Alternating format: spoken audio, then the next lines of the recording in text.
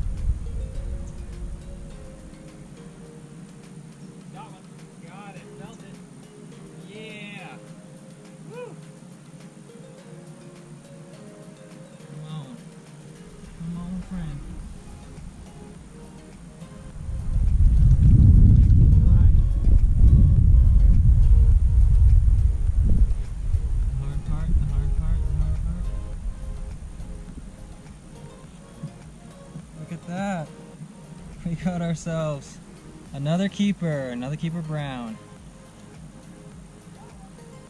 Got it. Woo, this is a big one. Big boy. Oh yeah. Jumping. Jumping. Jumping. Oh, I'm starting to get that feel. Tenkara is just crushing it. Let's see how big we are. Too big. We might limit out tonight.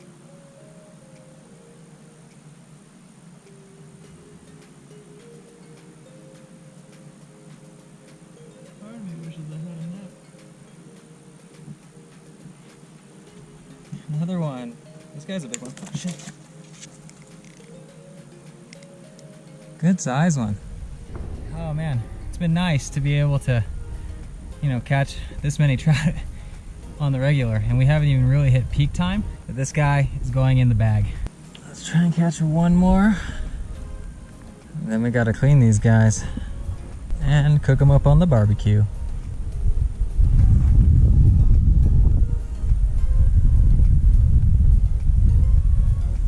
Gosh, I can't even tell you how amazing this looks. This whole place, stunning. So I'm just letting the nymph sink. It's pretty deep right here, and I'm hoping the trout are a little bit on the bottom. Haven't seen many jump up around this zone in a while. There are some nice ones jumping over there though. Oop, there's one jumping right there.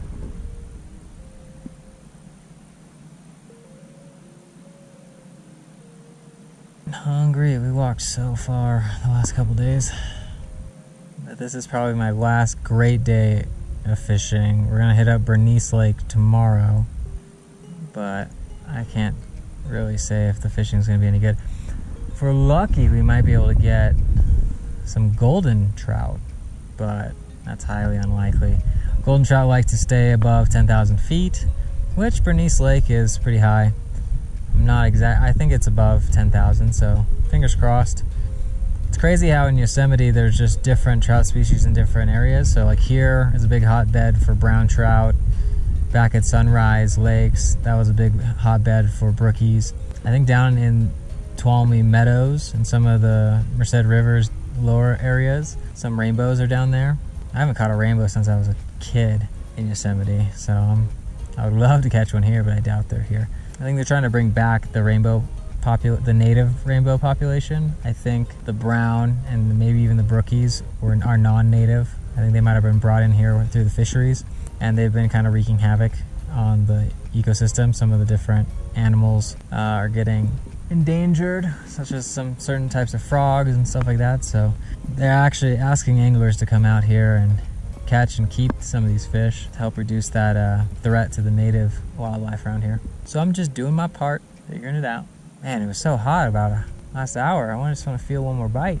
So Yvon Chouinard, he recommends instead of flicking your wrist like that to get action, you just kind of pulse your hand like this, you know, on a tight line. And that kind of gives it just a little bit of motion. It is super easy to get snagged around here. Come on. Got him. Got him. Got him. It's crazy how good you can sight cast these things and just nail the fish.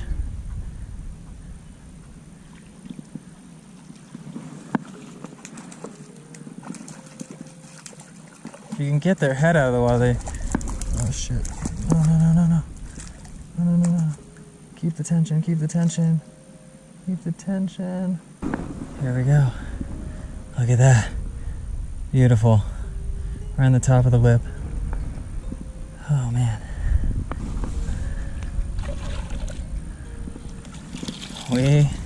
5 is the limit, but save some for some other people. 5 brookies. Oh boy. Oh shit. That's funny. Wow, 5 keeper browns. Crazy, we got 4 keeper browns. They're feisty. There we go. That is our bag of fish. Our bag of fish. Time to clean these guys. Let me show you how to do this. So when you want to kill a trout really quick and easy and give them the least amount of pain, you take them out.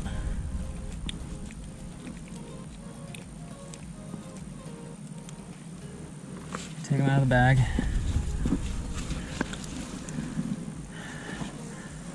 Flip them over backwards like this. Find a hot spot and 1 time. 2 for good measure. So now that we've brained them, now we want to clean these guys. So I find the anal fin, or the anal cavity, and just start cutting up. This is very slippery fish, just like that. Take the anal cavity, cut all the way up to the head. I go past the jaw, just like that. And you're going to open them up, take out the guts.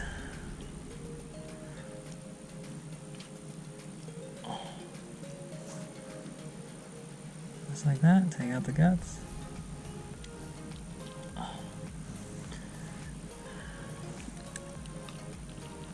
Rip out the gills.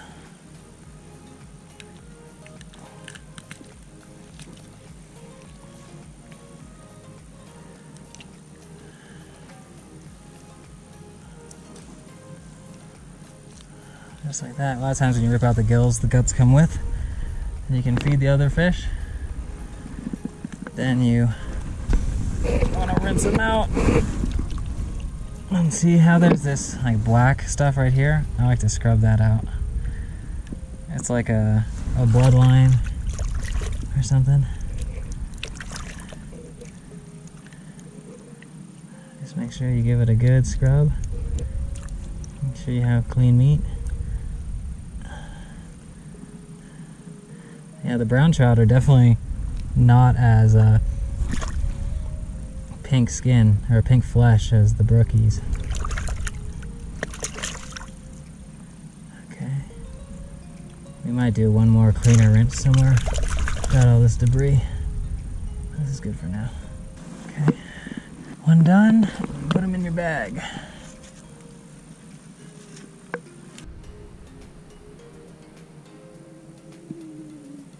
So when I was here as a kid, so I've been catching trout in Yosemite forever. You know, ever since I was a little kid, my dad would take me, you know, just into the backcountry.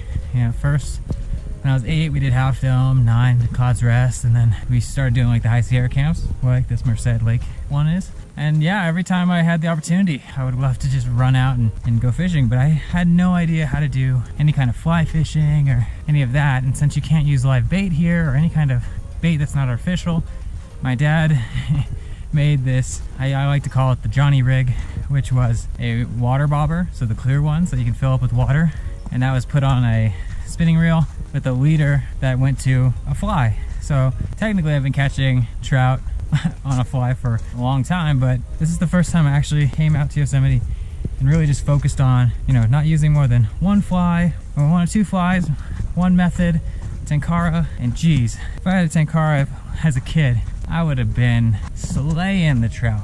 You know, 1 or 2 here and there on the trip, but I'm catching one almost, you know, every couple casts. And it's fun, it's simple. The only thing I would recommend is make sure you have a net. We're hiking 50 miles this time on this 5-day trip, and every little bit of weight hurts the feet. So I didn't end up bringing one, but we've got ourselves a serious amount of brown trout here. So I'm super excited. My dad brought some oil, brought some spices, got some aluminum foil. I foraged for some wood. I'm gonna start up the campfire, wrap these guys up after I season them, and we're gonna have a good meal. We're gonna need it because tomorrow is all uphill. We're going to Vogelsang, which is another high Sierra camp. And right now we're at 975, I believe. We have to climb some serious amount of elevation tomorrow. I'm not looking forward to that. My boots are still broken and I'm feeling it. And as you can tell, I sound winded. I think we've been probably burning 4,000 plus calories a day, and maybe, for lucky, eating 1,500. We have pretty minimal lunch, and our breakfasts are pretty minimal oatmeal, and dinner is the only time we're kind of loading up on the calories, and that's why trout is saving my butt right now. Is that without these trout, I would be in a world of pain, more than I already am. All right, let's go back before it gets dark. Do you have your lighter? Let's get this fire started. Yeah.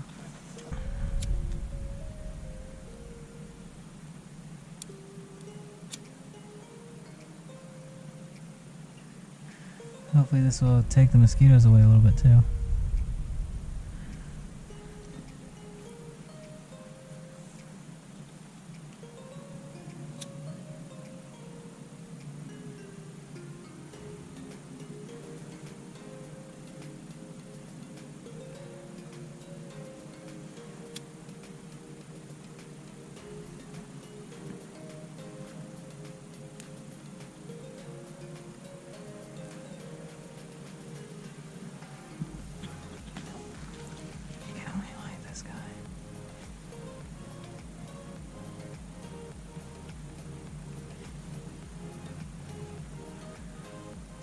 Mosquitoes got me good. They got me good.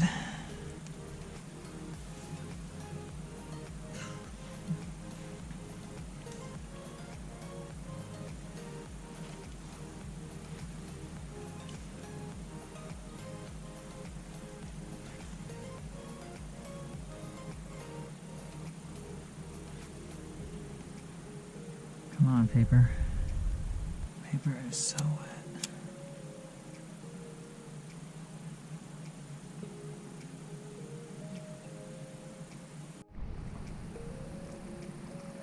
Got the fire started. Now it's time to season the trout that you can't see because it's so dark. Alright, it's dark. We need to put these fish. When it's dark, we need to season these fish and get them on the coals. Have a little bit of oil.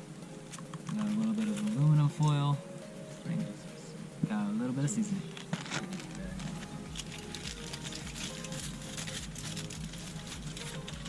That fire does not look good.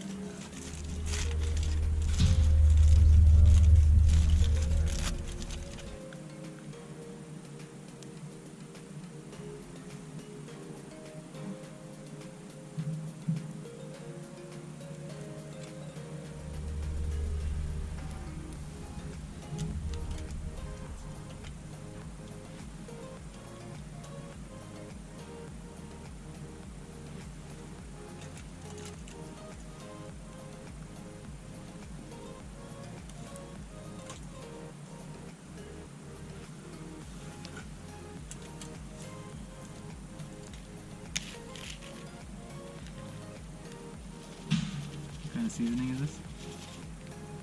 That's like 21. Oh, yeah, that's what I use on it.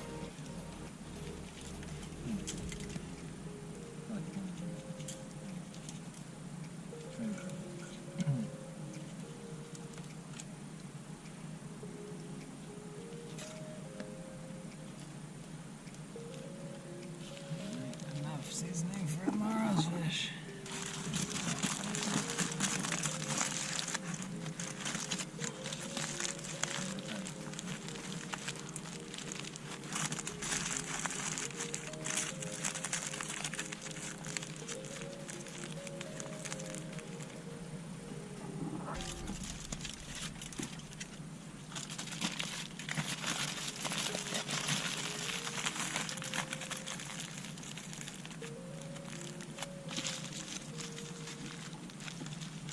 Throw these trout.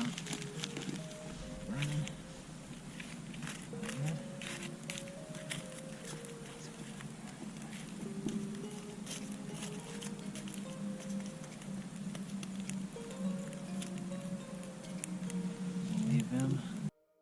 Leave them to steam for 6 to 8 minutes and we're ready to go.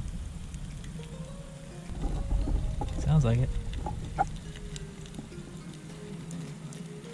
Take this guy off. Ooh, it's hot, hot, hot, hot. Let's put this one more towards the middle just to cook a little bit longer. Yes.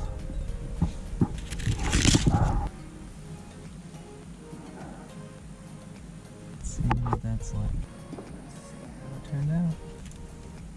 Ooh, a little bit of bloody. I think so.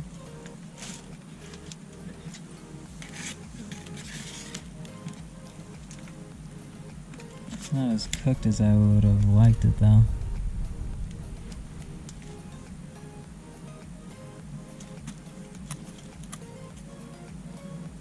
No, it's not cooked enough. Damn, those coals aren't hot enough. We're gonna have to. Damn. I was trying to make that fire bigger, I just didn't think it was gonna be hot enough. Let's try the second batch. Let's see if they turned out any better. Oh yeah. These ones are fully cooked. That looks a lot nicer.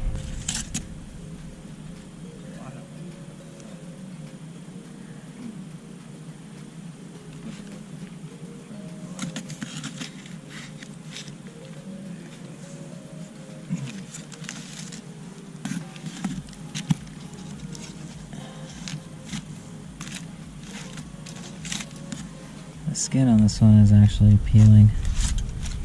That's what you want to see.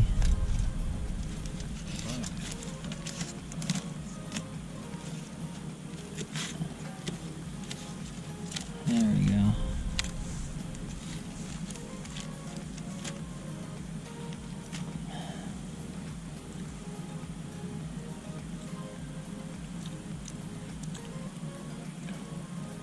It's still soft. I think it's cooked, but just to be safe, we should probably boil it.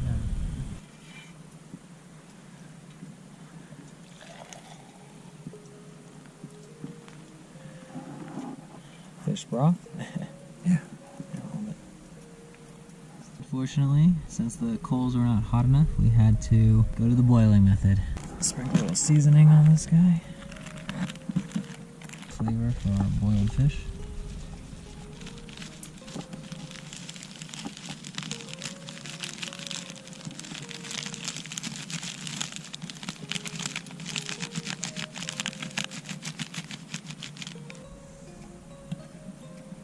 That's what it looks like. Not bad. Got a bone. Boiled is not as good as grilled, but we'll do. Nothing like trout for dinner. It's like 9:30 at night. I'm tired. I definitely would have to say that the brookies taste better than the browns. Can't be too picky. So tomorrow we head up to Vogelsang and Bernice Lake. More Bernice Lake? We're doing Bernice tomorrow. Hopefully have some time to do some real fly fishing. The Tenkara has been deadly. but I want to practice more my dad's old setup. I'll see you guys in the morning.